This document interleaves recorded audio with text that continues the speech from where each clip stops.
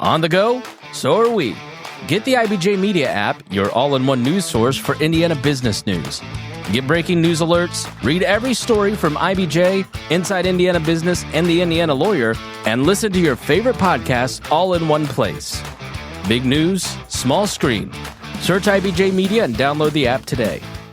This is Inside Indiana Business Radio on demand for Friday, May 22nd, 2026. I'm Gary Dick. Another grandstand sellout for this year's Indianapolis 500 prompted Indianapolis Motor Speedway executives to again lift the local network TV blackout of the race.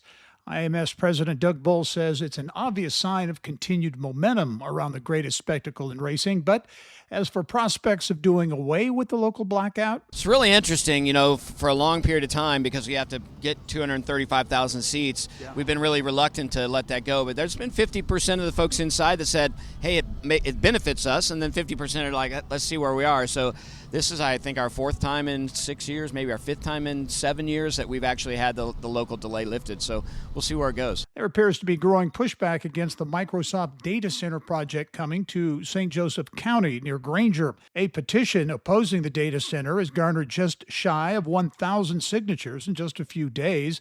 But whether it will matter is another question. County officials say the project is in the review process, including zoning approvals, and they don't expect any delays. A Massachusetts couple who has been longtime benefactors of the University of Notre Dame have gifted $35 million to the university to support the advancement of biomedical research on campus. The gift from Douglas and Diana Berthiaume will establish the Center for Biomedical Discovery and includes $5 million in seed funding to bolster new collaborations among researchers at the university. From the state's #1 source for Indiana business news, you're listening to Inside Indiana Business Radio. Indiana, start your engines. Join us from the Indianapolis Motor Speedway for our Emmy Award-winning Business at the Brickyard, presented by LiUNA. All month long, we'll bring you exclusive interviews, features, and a behind-the-scenes look at how the business of motorsports and racing drive the Indiana economy. Business at the Brickyard. It's front row access you won't want to miss.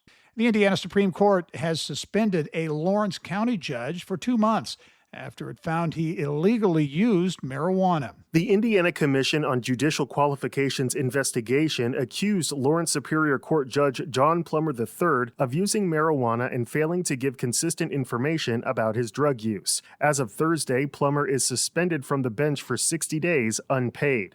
According to court documents, from February to May 2025, Plummer used cannabis-infused gummies and vaped marijuana, which he acquired from a family member who would buy the products in Michigan and bring them to his home in Indiana. The substance use came to a head on April 30th, 2025, when Plummer appeared impaired and erratic at a county council meeting. And on May 14th, 2025, Plummer told another judicial officer about his marijuana consumption. The commission opened its investigation the next month. While testifying before the commission, Plummer provided contradictory statements regarding his substance use. According to the Supreme Court's opinion, Plummer agreed that his conduct violated Indiana's Code of Judicial Conduct. Although the court emphasized that criminal actions are much more serious when a judge is the abuser, it is permitting Plummer to return to the bench for several reasons, including that he had not faced attorney or judicial discipline before, and because the substance use occurred during a time of personal stress and instability. Alex Brown, Inside Indiana Business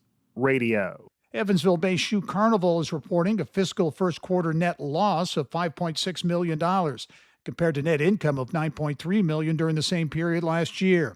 Despite the loss, interim CEO Cliff Sifford said the results were in line with expectations during a, quote, quarter of significant strategic transition. In February, Sifford was named interim CEO following the abrupt resignation of former CEO Mark Warden. This is Gary Dick for Inside Indiana Business Radio on Demand.